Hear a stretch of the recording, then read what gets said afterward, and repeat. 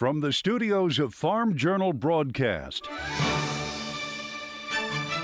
this is U.S. Farm Report. It's a race weekend here in Kansas, and U.S. Farm Report is making a pit stop from the Kansas Speedway. We have a lot in store over the next 60 minutes. EPA rolling out details of the new biofuels package. So why are renewable fuels groups so upset? It's a race to the finish with harvest. So how much of the crop got zapped by the cold? A harvest full of heart. A community is rallying around a farmer after a tragic diagnosis took his life on a sharp turn. And in John's world, well, we got rained out. What to do? What to do? The 2019 U.S. Farm Report Roadshow from Kansas Speedway is brought to you by the champions of yield, DeKalb and Asgrow. Bring home the checkered flag for your operation. Visit your DeKalb and Asgrow dealer today. well, work is underway here at the Kansas Speedway to prepare for the big races this weekend, a race that's history is fairly new. Track paving of this Kansas Speedway began in September of 2000. Construction of the Speedway was then completed in 2001. And this is the home track for Kansas native Clint Boyer. But what's taking place this weekend is more than a focus just on the race. It's a focus on the future of agriculture. We'll tell you about left turns for learning later in the show. Now for the news. Well, this really revved up the engines of the biofuels industry this week. The Environmental Protection Agency rolling out details about its biofuels plan. And many biofuels and ethanol groups outraged, saying this isn't the plan that the president promised earlier this month. So here's what's being proposed. The EPA wants to adjust the way it sets annual percentage requirements of how much renewable fuel refineries must blend into gasoline and diesel. The new proposal may look at what the Department of Energy recommends for small refinery waivers, take a 3-year average, and then possibly adjust from there. The EPA claims the proposal does not change fuel targets for 2020 and 2021. Corn groups argue the EPA may still adjust numbers to a recommendation it didn't take by the DOE, granting more waivers, now leaving more questions. Iowa Senator Chuck Grassley speaking on the issue. Other people heard the agreement, and this agreement better be carried out by EPA. I think that I have a healthy respect for the people that are having this outcry about how this might be carried out, but I'm going to count on the president carrying out his word. The new proposal comes less than 2 weeks after the Trump administration unveiled a plan to help ease farmers' concerns about ethanol and increased demand. That move received backlash from oil companies. The agency is now seeking public comment on the new plan with a hearing later this month. Well, there are now questions about phase 1 of the U.S.-China trade agreement and just how much product will China actually buy. It cited questions remain over just how much and when China will be buying. President Trump saying last Friday China had agreed to buy between $40 and $50 billion worth of U.S. agriculture products in less than 2 years. Chinese negotiators continue to say purchases must be based on actual demand and at fair market prices. Officials say it will take up to 5 weeks to see the official language of any conclusion to the phase 1 agreements.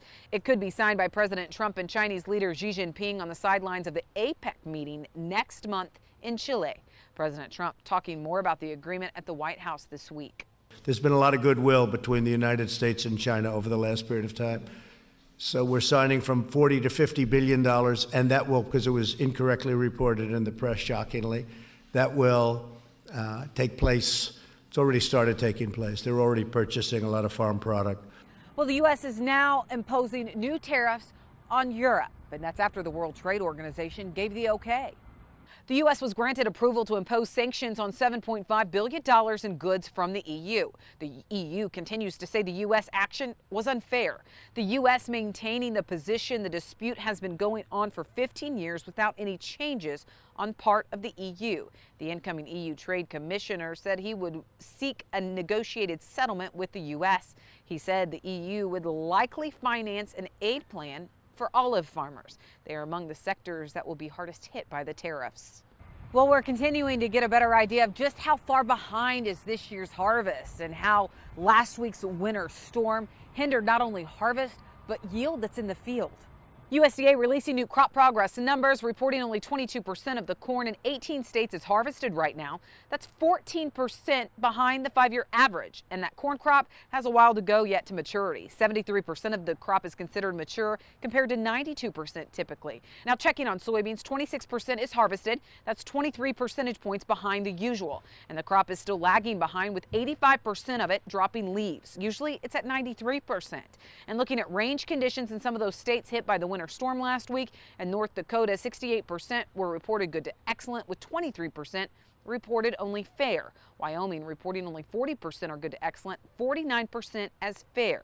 USDA saying this week it would be resurveying Minnesota and North Dakota for corn and soybeans for its November production report after that winter storm.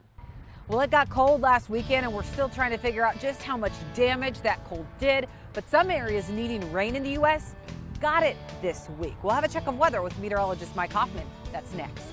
U.S. Farm Report is presented by the Chevy Silverado and the all-new Silverado HD, the strongest, most advanced family of Silverados ever.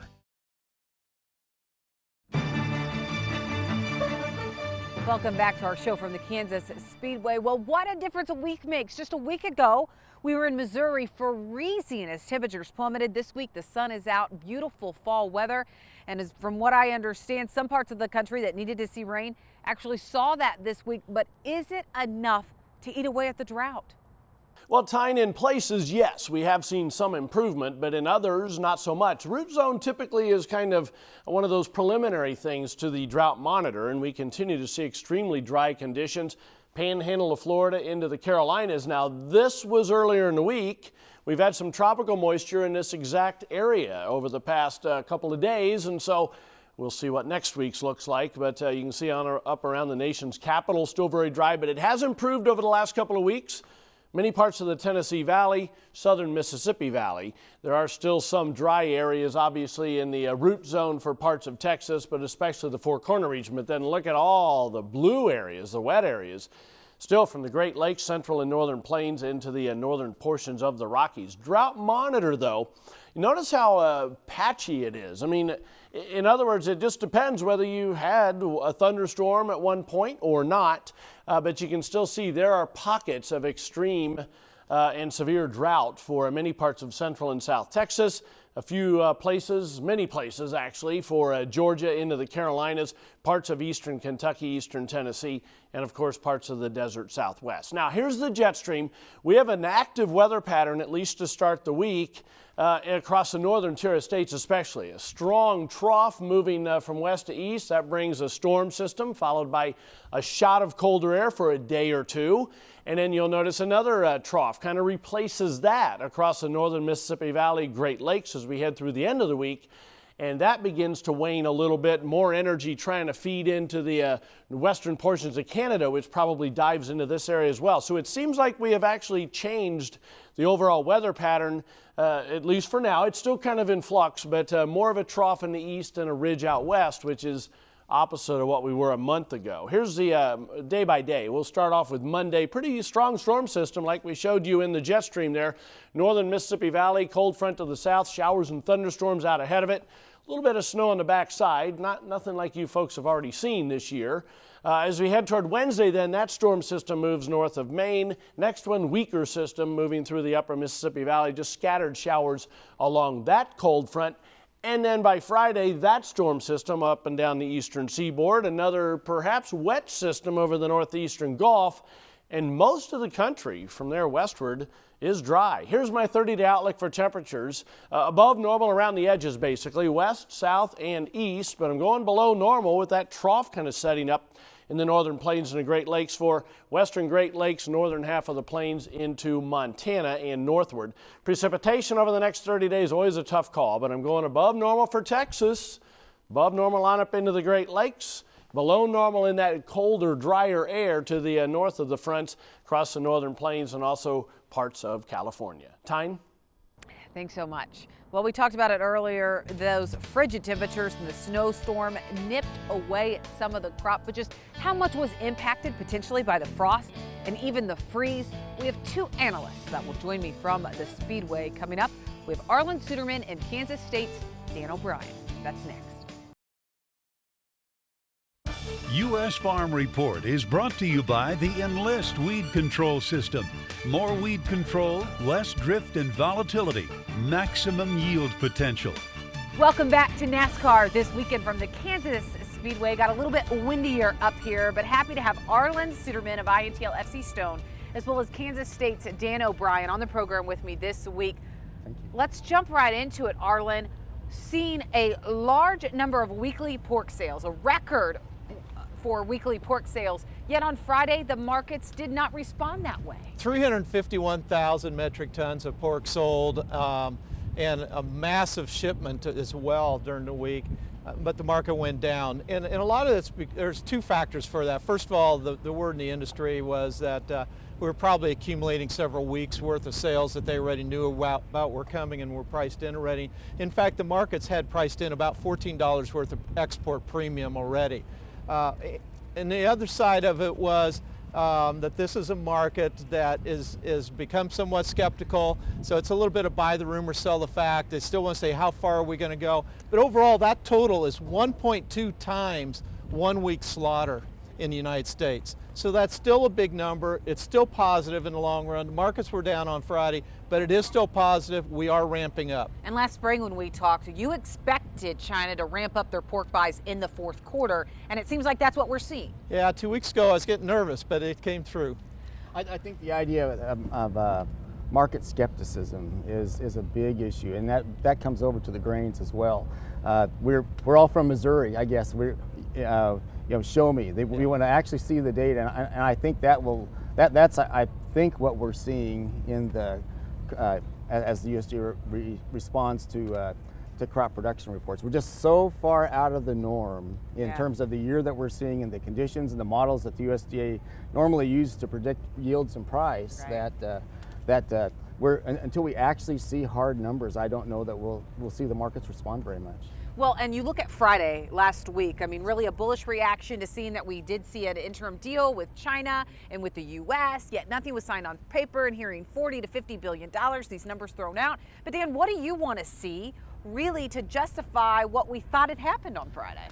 Well, take it one step back, we did see now a phase one, a discussion of a phase one and then a phase two, phase one being scaled down from what the broader hope had been for things to be accomplished. I think that given the track record, Tyne, we need to see actual agreements and actual purchases before, and I think the market's got to that place too where they're not giving much credibility, unfortunately, to announcements of what will happen. Gosh, you get 10 cents, but really, when will we actually see the purchases come in? And Arlen, we could see this deal, I'm hearing, possibly signed in November, possibly. But do you think that the whole rhetoric and just the mood of these last trade talks changed? I mean, was this different? I think there's a big difference here, and a couple of things that I point to was that when China came, they came with 100 negotiators. That means that if anything came up, they wanted to have the right person there. Really surprised the U.S. team when that happened. The other thing that happened was while they were in Washington, D.C., the state press back home was publishing stories trying to convince the people back home how good a trade agreement with the United States would be. Yeah, if I could add in on that, the Chinese economy is not just doing sterling on its own. They're certainly in need of some type of an agreement, and a statement from some of their own folks talking about how tariffs and trade barriers hurt all participants. So that certainly is supportive of what you're saying.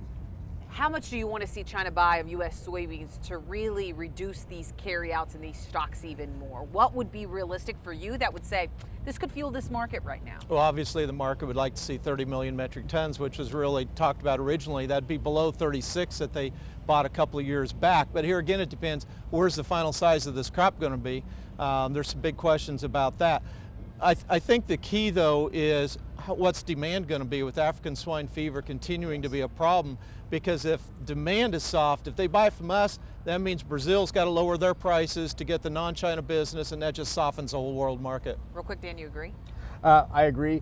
In China, they've shifted some of their acreage from corn over to soybeans, is what I read and understand, acknowledging this. So, what are the unintended consequences of China not having as much corn? All right, well, we didn't really even get into the impacts of the winter storm last week, so we'll talk about that in our next roundtable, as well as there was another fire in Kansas this week at a processing plant. My gosh, 2 months later saw another one. What are the implications? We'll talk about that when we come back on U.S. Farm Report. Well, 2019 isn't getting any easier for some. Some farmers telling us it's the toughest year they've ever had to endure. And with recent weather, that tough year just got even tougher. Here's John Phipps. Much of our part of the eastern Corn Belt harvest has not been hampered by excessive rain, which makes it kind of unique. In fact, we've had a long run of warm, even hot days with merely light showers from time to time. Our only holdup has been waiting for the crops to be ready to cut. The urgency of harvest is reflected in a pattern of behavior I call rainy day syndrome. This is when you persistently postpone indoor or non-harvest related work, like catching up on the books, until you are forced out of the field. Only you rarely actually do any of those tasks when it happens. Instead, you rest, or more accurately, collapse. Looking back, I'm amazed at how I am still able to convince my brain I will knuckle down to a list of non-field chores as soon as we're stopped by weather. I mean, for 40 plus years I have fooled myself into thinking this would happen. To be sure, a long rain out, like a week or more, heaven forbid, might see some of those less popular tasks get done. But the first day or two is going to be, for the most part, downtime in more ways than one. Concentration is one key reason, or rather the lack of it. Until you finish that last row, it is seldom far from your thoughts. Even if you do knuckle down and dutifully attack your rainy day jobs, they will take longer and likely be done less than perfectly. This year, a glance at the calendar reinforces that obsession with harvesting. It's not the 20th of September anymore. Planting and harvest have nearly a sacred importance in farm communities and are accepted locally as absolution for any number of shirked duties, not just those on our farms. From choir practice to board meetings, it's a get-out-of-jail-free card that we play too often and usually unjustifiably. In fact, some of us often forget that we actually finished harvest a few weeks ago when we are dodging those obligations. I hope your harvest is going well. There are more than a few small problems, some big problems out there to be overcome. And when you can't get in the field, I hope you can find your rainy day list. It would be a real shame if you couldn't. Well, this racetrack here this weekend will have a strong tie to FFA, but so does one tractor in Illinois. We'll tell you about it in Tractor Tales next. Welcome back to Tractor Tales, folks. This week we're off to northeastern Illinois and we're going to check out a classic Allis-Chalmers D21. My mom and dad own this tractor, but they purchased it from a gentleman in northern Illinois that had the tractor about 6 years, I think. We've had it about 4. This tractor actually was restored by a FFA-er from Texas, and it was an AC Delco restoration competition and won. I actually saw this tractor at the Farm Progress show. It was in the Titan tire booth the year he won, and a gentleman from northern Illinois purchased the tractor from him, and then we ended up with it about 4 years ago. And obviously it was fully restored, what I would call a nut and bolt restoration. And no, we paraded a little bit in tractor shows, and the gentleman that restored it did a phenomenal job in my opinion, and people are usually pretty impressed with the quality of the restoration job. It's about 10, 11-year-old restoration, so it's got some age under it, and obviously it's been stored. It's got 3-point, no PTO, but it does have 3-point, which a lot of them came without 3-point PTO. I believe it's one of the first Allis-Chalmers that had a turbo, you know, a little bit younger than some of the tractor collectors, so I guess that's kind of what I grew up driving as a little kid, was you know, the 70s, 60s, late 60s, 70s era, which we were still farming with at the time. So kind of into that, but who wouldn't like the D21? It's a pretty impressive beast as you sit in the seat and look at that wide hood, and just a pretty cool tractor. Thank you. Well, this weekend, the U.S. Farm Report crew got to witness something amazing. After a tragic diagnosis, one community gave an outpouring of support, rallying around one of their own in a time of need. We'll show you combining for Curtis when we come back. Closed captioning is brought to you by BASF. Grow smart with BASF. We create chemistry. U.S. Farm Report is produced and distributed by Farm Journal Broadcast.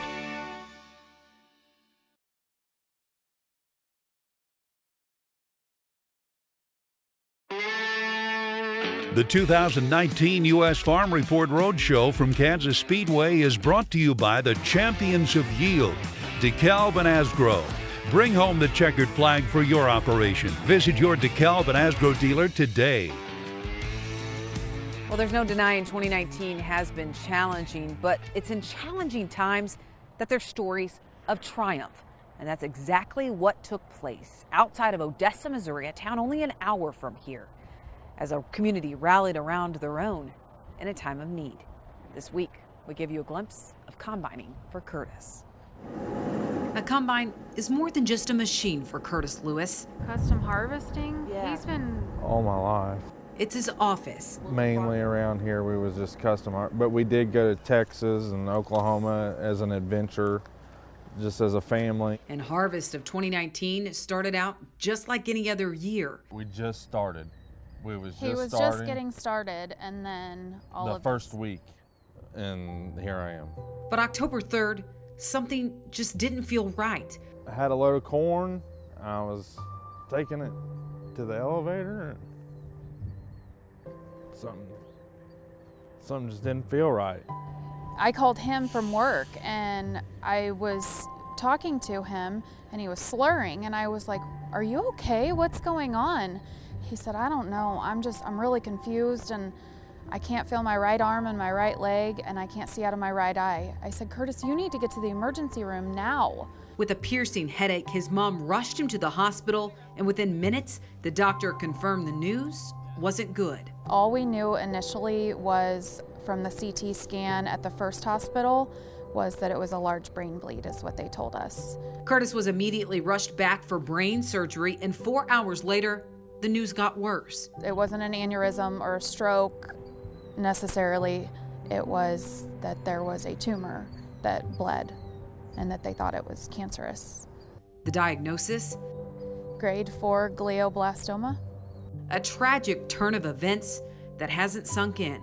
I'm still coming to, as far as I'm still trying to gather it. It's hard to explain. It's hard to accept. Really hard to accept. We have 4 children. I want to think it's a dream. A dream that's quickly become a nightmare, with Curtis refusing to give up. I'm not going to quit. The Lewises immediately started searching for answers, with plans to travel to MD Anderson in Texas at the end of the month. And as the whirlwind of events took place, work was already underway to help. When we first made it, it really, didn't ever dream it turned into something like it is now. Ben Brockmeyer works for MFA, a local retailer, and knew he had to do something. I kind of had the idea on last Thursday, and I guess a week. And we knew we wanted to get it done soon because they're headed to Texas. He and Thad Madsen did the only thing they knew they could do. And our main goal was really just to find a way to help, and we knew we had the resources to be able to do so with this. But the outpouring of response and support, the community really took off with it, local and the farming community overall, has been astonishing. Really, our goal was for 5 or 6 loads probably, and this is one of our first loads right now as we speak, and already been donated. People have already committed about 15,000 bushel. Bushels of grain straight off the combine that will be cashed in, and the money given directly to the Lewis family. I've had people text and call me from Iowa, Oklahoma, and Texas, figuring out ways that they can help. An act of kindness that turned into a rush of love and generosity. It is really, really neat to see all this happen, and all the support that we've had. Generosity from farmers. I just told my dad, I said, I think that's something we have to do. I mean, Curtis, it wouldn't matter if we were doing anything. You could call him and he'd drop what he's doing to help you. So I figured we probably better do the same. In a year when every bushel counts, these farmers gave more than a bushel. Like a semi-load. You're going to donate an entire semi-load? Yeah, probably. Something that wasn't orchestrated by just one. We thought this might be 100, 150 bushel. We get here and they say, no, we're going to give a full truckload. But by many. I feel like if I was in Curtis's shoes, he'd do the same thing for me. A testament to Curtis's character. This is Curtis's passion.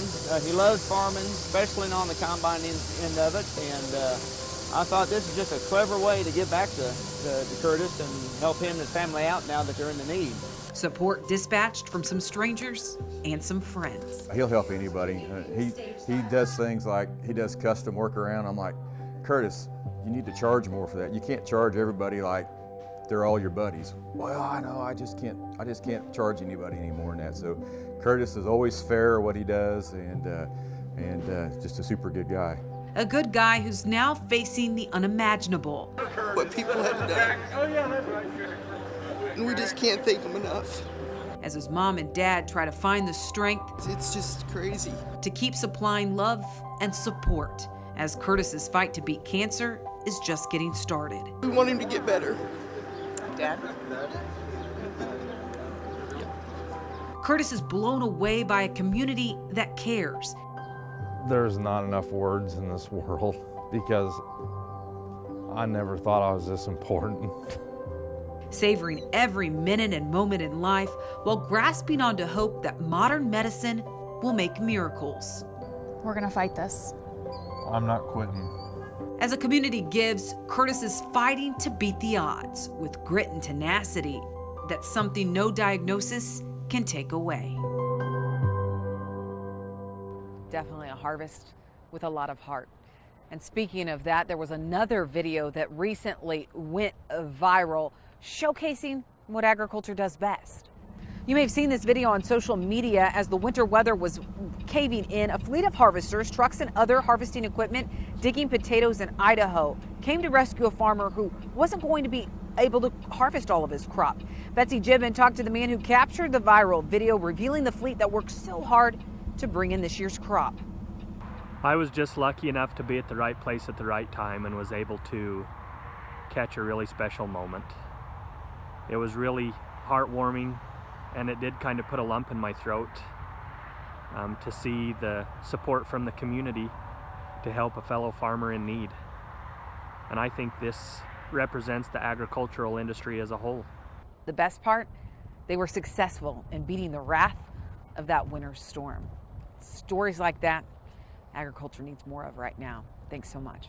All right, when we come back, round 2 of our marketing discussion from right here at the NASCAR Speedway. Welcome back from the Kansas Speedway with Dan O'Brien, Arlen Suderman. All right, let's talk about this winter storm and the cold temperatures last week. Arlen, I can't believe the amount of soybeans that were damaged in Missouri. I didn't think it got that cold, but it seems like some of this damage is widespread. Yeah, it really is. We saw the cold temperatures just continue to spread to the south and east through the weekend and into the following Monday and even Tuesday morning. We had frost all the way across to Louisville and into Pennsylvania, more scattered east of the Mississippi River, but most of the growing season west of the Mississippi is done. How much of the crop then do you think is at risk? Put this into bushels terms for us. Well, freeze damage is always difficult to predict. It can be worse or it can be better than what the textbooks say. But our estimation, soybeans were rushing to maturity because day lengths were getting shorter. So there we're probably talking 30 to 50 million bushels. Corn is a different story. If you trust USDA's maturity levels on the corn crop and go state by state, you can rack up a number as high as 600 or 700 million bushels. Will it be that? I don't know. I feel confident we're probably going to look at 300 to 400 million bushels, maybe even more than that. It could be as high as 600 or 700 million. You just have to see how accurate were USDA's maturity numbers and how deeply did the cold move into the Midwest, into those immature fields. Can I add on to that? Arlen, I've seen some of your analysis where you talk about how the longer term issue to wrestle with was probably ear weight and number of pods. So I think at the end of all of this, by the time we go from the August to the September, October, November, and frankly, we'll probably have to get to the January report to where we finally can reconcile things with the stocks report to back up the numbers. With the cold weather is going to lead to poor quality, lighter test weight crops. So a bushel may not always equal a bushel in terms of what we have out there. And so it's shaping up to be a wet crop, late harvest year where we struggle to figure out what we have. Yeah, and one year it wasn't until the following June that we realized it, right? 2009 harvest, very similar. Harvested it wet, low test weight, put it in a bin, took fewer bushels out because of the shrink. Plus, with lower starch content, takes a lot more bushels to feed the livestock and to make the ethanol, so usage was up as well. We didn't know until June 30th. Wow. So how do farmers market this year? You know, because they're hearing us and other analysts say, gosh, we may not know until January, but yet we're harvesting now. Yeah, right. And, you know, planting wheat was a nightmare in Kansas last year. How's planting going this year? Well, it's pretty dry out in western Kansas. We have no problem planting it. We're wondering about getting it up, you know, to getting the wheat out of the ground and going. Another big event in Kansas this week. We saw a fire at another processing plant. It sounds like it was an off-site location that wasn't part of the main location. We could see them back up and running next week, but that's scary for the markets 2 months after we saw the Tyson fire. You know, the good news is, even with the Tyson fire, weights have gone up slower than they seasonally do. We've been able to handle the volume anyway. That's been the good news. Yeah, but are you thinking that we'll see cattle prices trend lower as we head into the remainder of the year? The expectation is we're going to see seasonally higher placements for October and November. The market's starting to prepare for that now. All right, Dan, Arlen, thank you so much for joining us from the Kansas Speedway, your backyard, Dan. We appreciate it. All right, we need to take a quick break, and then we'll have much more when we come back on U.S. Farm Report.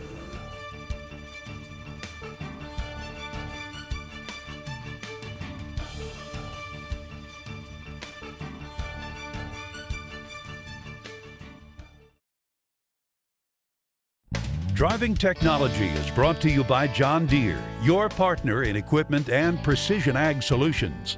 Well, technology drives many things, including the race cars that will soar across the racetrack this weekend, but it's also driving innovation and efficiency on the farm. And this week we're wrapping up our Driving Technology series, and what a ride it's been.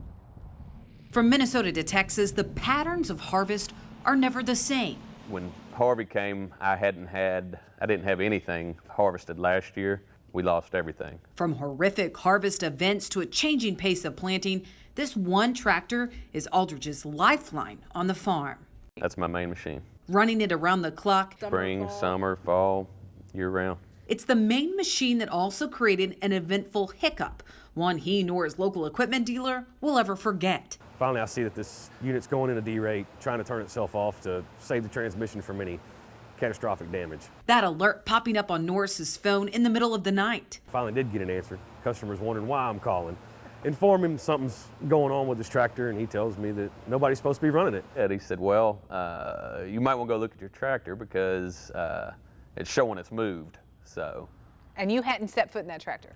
Not since the day before. Exactly what happened to the tractor that day of 2017 remains a mystery. Somebody in the middle of the night must have got into it. I don't know if they were having problems operating it or what, but they left it in gear, turned the key off, and got out. A mystery that may never be solved, but it's technology helping him navigate the challenges of farming along the way, as technology both in and outside the cab of this tractor is racing forward. It was about 3:30 in the afternoon.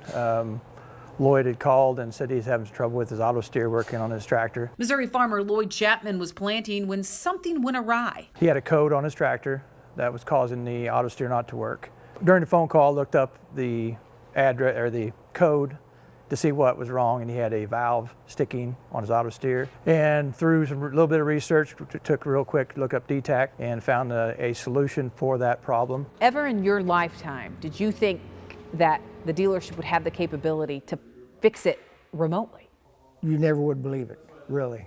It's amazing what they can do. Technology is not just improving efficiency, but helping some farmers beat the odds. But we're certainly making a lot better progress than than some other folks across the country. Redding has never been one to complain, even when an unexpected diagnosis changed the way he's able to farm today. As a person with a disability, and I've got Lou Gehrig's disease, so I'm no longer able to physically be in the equipment and operate the equipment. For me to still be here in the office, trying to manage and operate the farm from here, just having the ability to get those notifications and to be aware of things that are going on that, you know, not very long ago we would not have had the ability to do. It gives me a lot more visibility and comfort with how things are going on out in the field. ALS may ultimately take Redding's ability to farm the land, but thanks to technology, it's giving him a chance to hold it at arm's length, to enjoy and savor a few more moments in the field he loves. Well, there are several amazing stories about technology out there, and even though we're not doing our driving technology series anymore, if you have a story out there you would like to share with us, you can send that to mailbag@usfarmreport.com. All right, when we come back, John Fitz. What's happening in the American goat industry?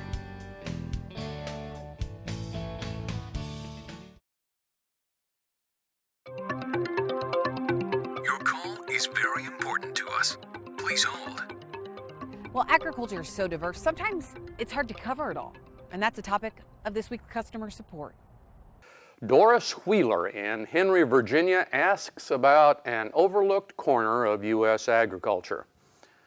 I've been watching for years and have noticed you don't mention goat farming. Yes, I realize cattle, hogs, poultry, etc. are bigger industries, but what about us, the lowly goat farmers? Where do you see our industry going? Future market trends. P.S. You have to admit, our babies are the cutest. Doris, you've got a fair complaint, and please, I've got your address, so I'll send you a cup. Information and hard numbers on the goat industry in our country are not easy to find, but this is what I came up with. Our total goat herd numbered 2.62 million head as of the first of this year. Of those, most, just over 2 million, are meat goats. There were about 430,000 milk goats and 140,000 Angora goats that make up the balance of that total. The largest milk goat states are Wisconsin, California, Iowa, and Texas. For meat goats, Texas has 1/3 of our total herd, 740,000. It is followed by California, Tennessee, and Oklahoma with somewhere between 70 to 90,000 each. But this is the graph that surprised me. The U.S. goat herd has grown very little over the last few years. A few years ago, it was the fastest growing ag sector in the country, but it would appear to have stagnated, both for meat and milk. At the same time, demand for both goat meat and dairy has continued to climb, driven by ethnic populations, primarily Hispanic and Muslim. But that demand growth is being met by imports, which have grown to now comprise about half of all goat products sold. Australia especially, but New Zealand and the EU are formidable competitors. One reason may be goats are even more labor-intensive than cattle, especially dairy goats, and labor supply and automation for goat herds is hard to obtain. This is a big obstacle to competing with lower cost imports and the expansion of our goat herd. Now, as for the cuteness of baby goats, anything I might say will get me in trouble. So yeah, they're cute, but all babies are cute. Well, something unique will take place on a hot track this weekend here in Kansas, and it's something that's racing agriculture toward the future. We'll tell you about left turns for learning when we come back. Hey y'all, Justin Moore here.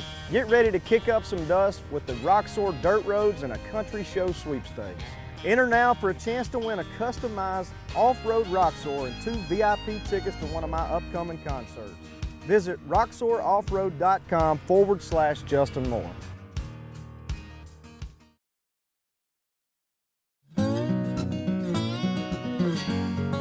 All right, well, to wrap up special edition of U.S. Farm Report from the Kansas Speedway. Excited to have Colin Pennington joining us this weekend with DeKalb Asgrow. Colin, something really cool is happening this weekend. We've been talking about it on the show, but something that's going to help race agriculture forward. It's a pretty cool scholarship. Talk about it. Yeah, so we've got Left Turns for Learning with a partnership with FFA and really trying to move agriculture forward and give students kind of a way to find their finish line, so to speak, as we're here at Kansas Speedway this week. But for every lap that Clint Boyer finishes this week, we have a base scholarship of $6,400 that we'll add $14 to. If he completes every lap, that's roughly $10,000, and if he wins, $15,000. So FFA students with pursuing ag-related degrees will have a chance November 1st to go to the FFA and sign up for that scholarship. Well, Colin, this is huge. From someone that majored in agriculture, you know, apply for every scholarship possible, right? If that is what you're going to go into, that can help fund your education. And something like this, an opportunity like this, really cool. Where can they learn more? You can go to ffa.org/scholarships or visit DeKalbAsgrow.com/leftturns. Colin, thank you so much. Thank you. It's been a pleasure, and it's been exciting to be here at the Kansas Speedway this week. Well, we made a pit stop from our College Roadshow. Next week, we're taking the show north, heading to the University of Nebraska for our 2019 AgriTalk U.S. Farm Report College Roadshow. Thanks to Asgrow DeKalb. Closed captioning is brought to you by BASF. Grow smart with BASF. We create chemistry. U.S. Farm Report is produced and distributed by Farm Journal Broadcast.